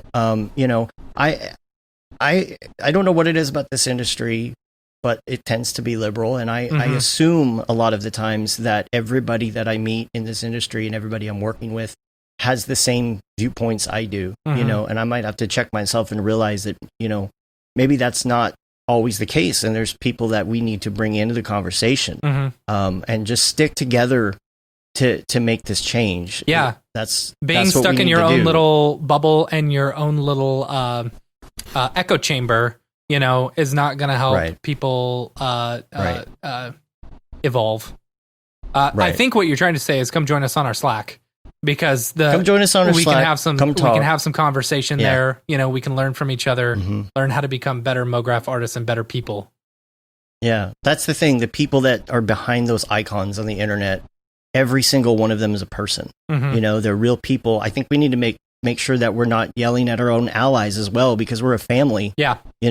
People have this pent up anger they need to get out, and we have to find out how we can convert that anger into something that is constructive, that we can move forward on. We have to stick together. We can yell into the abyss and get out the stress or whatnot, but if we want change, we're going to have to stick together, because we are a family. Yep. Every single one of you. So please, again, let us know about your questions for Thursday. We're going to give Matthias the platform, and it's gonna be a great conversation. So again, info@mograph.com. Send in your questions, and we'll see you Thursday. Yeah, in the chat. Thank you so much for being on the show. Thanks guys. It was a pleasure having you on. Thank you. All right. Until next time, I'm Dave. And I'm Matt. I'm Eric. Have a good one. Later, yo.